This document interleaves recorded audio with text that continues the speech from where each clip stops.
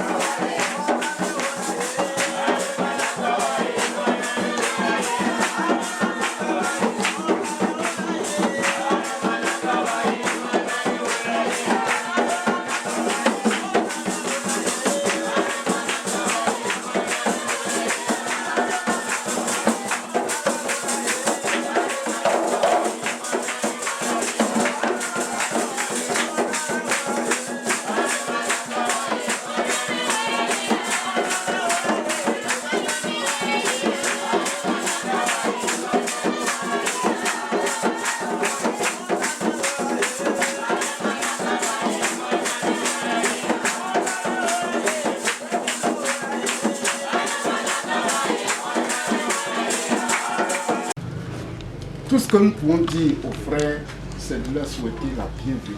Amen. Et que Dieu bénisse leur séjour au milieu de nous. Amen. Et que les membres qui sont fatigués, Oui. que Dieu fortifie ces membres-là. Alléluia. Il faut dire que les frères ont sillonné un peu la Côte d'Ivoire. Hier, ils étaient à Guélémou. Oui. Vraiment, nous savons cette route-là. Oui. Mais Dieu a protégé leur vie. Ils sont arrivés sains et saufs et ils sont au milieu de nous. Ils devaient être là très tôt, mais il faut dire que la fatigue se fait sentir un peu. Mais Dieu donnera toujours la force. Amen. Quand son serviteur sera derrière la chaîne. Amen. Que Dieu le bénisse richement. Amen. Sans plus tarder, nous allons lui laisser la place pour que la parole soit prêchée. Le frère Thierry va l'introduire et puis il va prêcher. Frères et sœurs, que Dieu nous bénisse. Nous sommes heureux d'être au milieu de vous. Nous sommes venus pour communier autour de la belle parole de Dieu. Parce que dans cette parole, nous avons tout. Nous n'avons pas l'argent que les gens donnent ici, mais nous avons tout. Alléluia. Amen. Quand un homme doit quitter sa maison, un homme responsable, quand il quitte sa maison, il donne ce qu'il y a de plus précieux à sa famille. Oui. Là, quand il va loin, il est en paix. Amen. Et Jésus, avant de nous quitter, quand il était sur la terre, dans Jean 17, il dit, je leur ai laissé ta parole. Amen. Amen. Et ils ont gardé ta parole. Amen. Amen. Dieu est bon. Dieu est bon. Mais nous savons qu'aujourd'hui, nous sommes là, il y a des difficultés, mais il y a des choses qui sont importantes. Il y a des véritables promesses dans la Bible. Amen. Et notre Dieu, là, quand il fait une promesse, il accomplit toujours. Alléluia. Amen. Amen. Et il faut que nous ayons d'abord la promesse. Mais avant que nous puissions lire les Écritures, j'aimerais que vous puissiez comprendre quelque chose. C'est que par exemple, quand un fiancé vient et fait un vœu à une soeur pour dire, soeur, je souhaiterais que tu sois mon épouse. Quand elle accepte, il lui dit par exemple, je viens dans une semaine. Oui. Ou bien je viens dans un mois. Prépare-toi, on va à la mairie, on se marie. Alléluia. Parce qu'elle reçoit la promesse, elle commence à se préparer. Même si, à côté d'elle, il y a ses camarades qui entendent aussi comme elle la promesse, mais comme la promesse ne leur est pas adressée, elle peut vous oublier. Mais celle à qui la promesse est adressée, elle se prépare. Amen. Alléluia. Amen. Pourquoi je parle de ça? Parce que bientôt, frère, nous allons laisser ça. Laisser la terre. Voilà la rencontre de notre époux dans le ciel. Amen. Alléluia. Amen. Et j'aimerais que nous puissions lire, si vous voulez bien, dans l'Apocalypse, au chapitre 19, le verset 7. Ce sont des choses que Jean a vues. On dit, Jean, ce que tu vas voir là, écris. Parce qu'il y a des gens qui allaient lire après. Ces paroles-là sont des paroles certaines, écrites.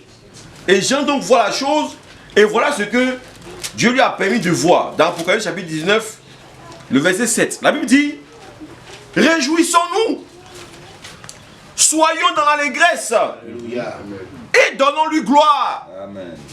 Mais pourquoi? Car les noces de l'agneau sont venues. Amen. Et son épouse s'est préparé. Amen. Frère, ici, il ne s'agit pas des autres. Il s'agit de l'épouse de Jésus-Christ. Son épouse. Quand j'en vois cette épouse-là, elle a fini sa préparation. Amen. Elle s'est préparée. La préparation est terminée. Amen. Quand j'en vois, il voit l'achèvement. L'épouse est préparée. Mais pour que l'épouse se prépare, mais il faut qu'elle ait une promesse. Alléluia. Est-ce qu'une soeur qui est célibataire ici, sœur, qu'est-ce que tu fais? Je prépare mon mariage. Elle dit, mais la soeur ne va pas bien. Sœur, où tu vas? Ah, je vais au marché. Parce que je prends mes habits. Mais c'est pourquoi? Je me prépare comme ça. Non. Il faut qu'il y ait d'abord la promesse. Il faut qu'il y ait la promesse. C'est la promesse qui fait que tu te prépares. Et nous aussi, nous avons une promesse. Jean chapitre 14. Vous allez voir la promesse. Jean chapitre 14. On va dire à partir du premier verset. Que votre cœur ne se trouve point. Croyez en Dieu et croyez en Dieu et croyez en moi. Il y a plusieurs demeures dans la maison de mon Père. Si cela n'était pas, je vous l'aurais dit. Je vais vous préparer une place. Et lorsque je m'en serai allé et que je vous aurai préparé une place, oh là là, je reviendrai. Alléluia. Ce n'est pas les paroles d'un homme. C'est les paroles de Jésus. Amen. Les paroles de ce Dieu qui ne ment point. Amen. Je reviendrai et je vous préparerai. Et je vous prendrai avec moi afin que là où je suis, vous y soyez aussi. Amen. Amen. Frère, nous avons maintenant la promesse. Oui. Parce qu'il va revenir. Alors nous devons nous préparer. Et bien pour se préparer, mais il faut que tu entendes. Pour dire, un appel qui dit, mais voici l'époux. Et frère, nous allons donc dans Matthieu chapitre 25. Pour voir l'appel aujourd'hui à la préparation, au réveil, à la sortie. Alléluia. Matthieu 25. La Bible nous dit ceci. Au verset 1. Alors le royaume des cieux est semblable à 10 vierges. Oui. Notez qu'elles sont 10. Et pas n'importe lesquelles vierges. Oui. Qui ayant pris leur lampe, allèrent à la rencontre de l'époux. Oui. Frères et sœurs, si vous avez attendu depuis le matin jusqu'ici, c'est pas pourquoi on vient nous parler de sport. Non. C'est pas pourquoi on vient nous parler de la région de Danané, de Man, de Demboko, d'Abidjan. Non, on n'a pas besoin de ça. On doit venir vous parler de quelque chose qui concerne notre époux. Amen. Alléluia. Amen. Voici l'époux. Allez à sa rencontre. On n'a pas dit rester là. Allez. Quand on dit aller, il faut donc sortir. Amen. Alléluia. Sortir de tout mélange, de toute confusion, de toutes ces choses. Parce qu'il faut que nous revenions comme au commencement. Amen. Alléluia. Le Seigneur dit qu'il est le premier et le dernier. L'alpha et l'oméga.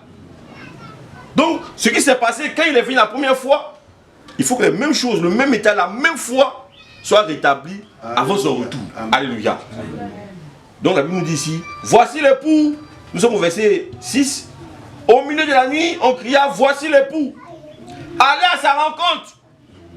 Alors toutes ces vierges se réveillèrent. Elles faisaient quoi? Elles préparaient leur lampe. Aujourd'hui, c'est vraiment le temps de la préparation. Mais on ne se prépare pas avec ce qu'on veut. On ne se prépare pas avec au mot. On se prépare avec du javel. On se prépare avec la parole de Dieu de l'heure. Amen. Alléluia. Amen. Parce que le Seigneur voit ses serviteurs. Pour que nous puissions revenir à toute la parole. Toute la parole. Amen. Aujourd'hui, de même que les Juifs sont en train de rentrer de plus de 150 pays. De 150 pays différents. Dans leur propre pays. Nous aussi, de différentes dénominations que nous étions, nous sommes en train de rentrer dans notre pays. Notre pays, c'est la Bible. Amen. Amen. Nous revenons aux Écritures. Parce qu'on doit faire les choses maintenant conformément à la parole. Amen. Lorsque tout sera rétabli, frère, nous pourrons partir dans le ciel. Les autres vont dire, non, chez nous, c'est pas comme ça. C'est leur droit. Chez nous, on ne fait pas comme ça. C'est leur droit. Mais nous qui appartenons à l'épouse du Seigneur, quand on voit que c'est écrit, on dit Amen. Amen. Même quand c'est dur, on dit Amen. Amen. Parce que c'est bon pour notre préparation. Amen. Et c'est important. Si vous êtes dans Genèse, pour terminer, vous allez voir que quand Dieu a créé l'homme, au début Adam était seul. Il a créé les animaux, tout et tout. Mais Adam était toujours seul. Il dit, il n'est pas bon que l'homme soit seul. Et il a endormi Adam. Et de la côte d'Adam, il a fait sortir sa femme. Adam l'a vu, et donc de sa femme, lui-même, de la côte là, Dieu lui-même, il a façonné la femme d'Adam. Et maintenant, il ramène la femme à Adam. Quand Adam la voit, il dit, oh là là, elle est chair de ma chair et os de mes os. Amen. Alléluia. De la même façon aussi, Jésus-Christ, sur la croix à Golgotha, quand on a aperçu son côté, l'épouse est sortie.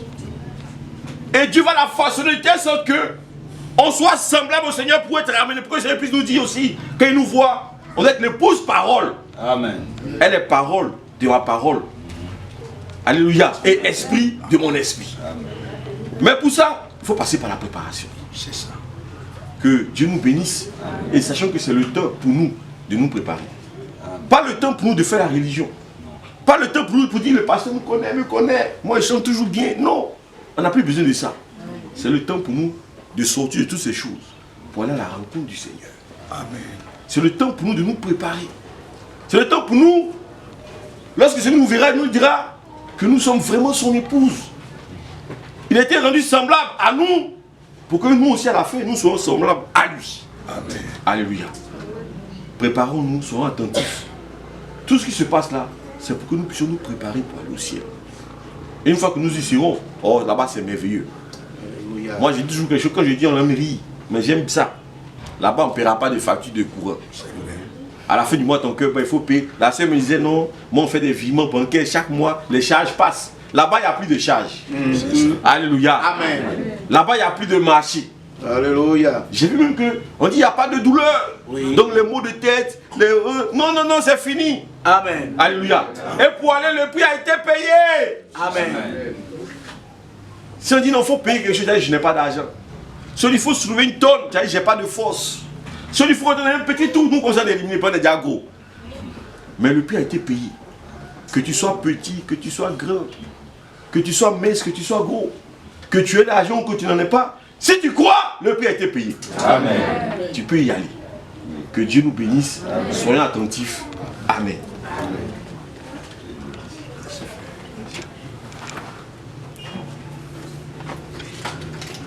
Que le Seigneur soit glorifié. Amen. Je suis un peu faible, mais j'ai confiance à Dieu. Amen. Il va, pour son service, il va m'utiliser encore maintenant. Amen. Et Dieu n'est pas un homme. Et Dieu est dans sa parole. Amen. Alléluia. Amen. Alors, le matériel que Dieu a utilisé pour notre préparation, c'est toujours sa parole. Amen. La parole de Dieu a une importance capitale.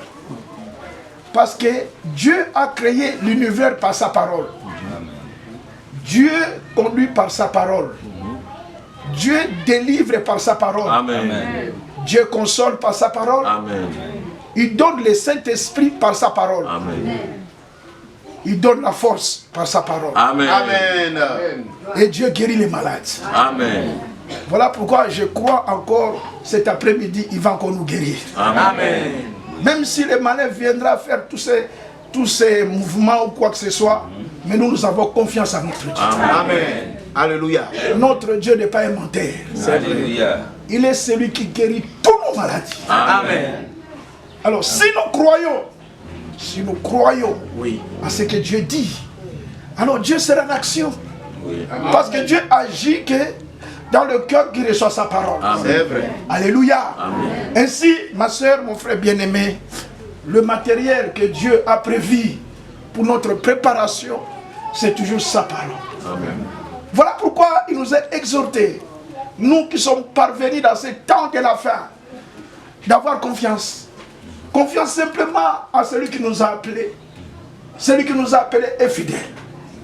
Alléluia. Alléluia. L'Écriture nous a montré l'exemple de notre bien-aimé frère Abraham, lui qui nous avait précédés. Oui. Remarquez en son jour, alors qu'Abraham a reçu l'appel, Dieu l'appela. C'est Dieu qui appela Abraham. C'est vrai. Et l'Écriture dit qu'Abraham sortit. Oui. Amen. Amen.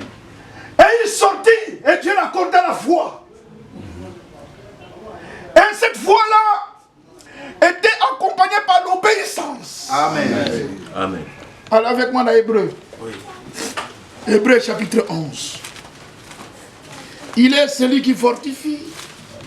Il est celui qui guérit. Amen. Il est celui qui console. Alléluia. Il est merveilleux, notre Dieu. Amen. Il n'abandonne pas celui qui se confie à lui. Amen. Nous sommes dans Hébreux chapitre 11. Alors qu'Abraham, en son jour, il a écouté la parole telle que nous écoutons en ces lieux, Oui. cet après-midi. Oui. Mais lui, Abraham, Oui. il a eu confiance à celui qui l'a appelé. Amen.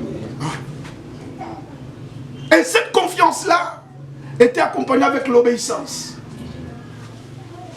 Et parce qu'il a eu confiance, l'apôtre Paul dit, tout ce qui existait, tout ce qui existait, qui pouvait être contraire à la parole que Dieu lui avait adressée, Abraham ne croyait pas cela. Oui.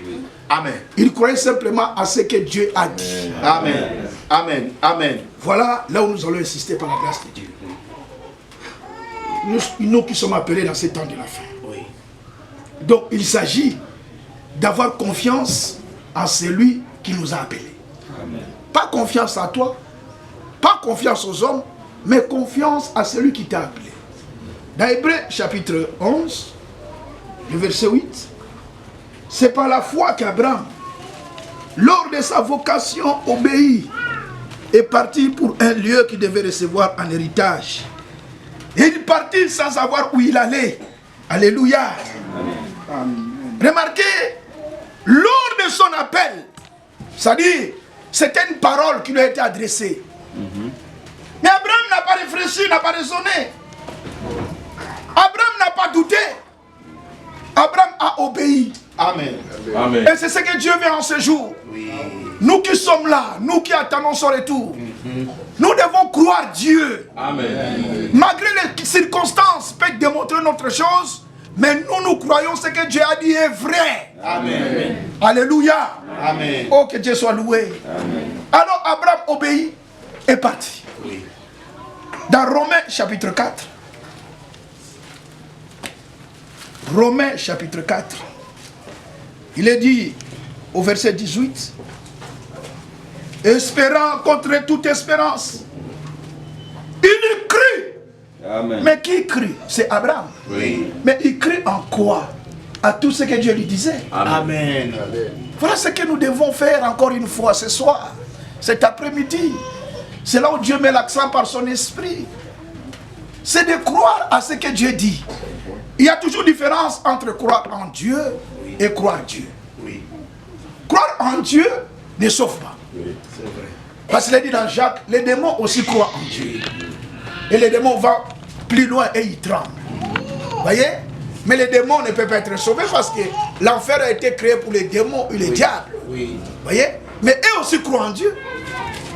Croire en Dieu ne sauve pas. Gloire à Dieu signifie, tu crois que Dieu existe. Voyez? Mais par contre, croire Dieu, gloire Dieu, c'est accepter ce que Dieu dit. Amen. Est-ce qu'on est ensemble? Amen. Amen. Ça va, frère? Ça va. Tu suis bien? Et je parle au frère qui a lunette. Bien sûr. Ah, tu suis, hein? Que Dieu soit loué. Il ne faut pas être distrait. Parce que Dieu travaille qu'au moyen de sa parole. Oui. Ah, si tu prends la parole de Dieu dans ton cœur, sache que tu as pris Dieu. Amen. Dieu va démontrer qu'il a toujours raison. Oui.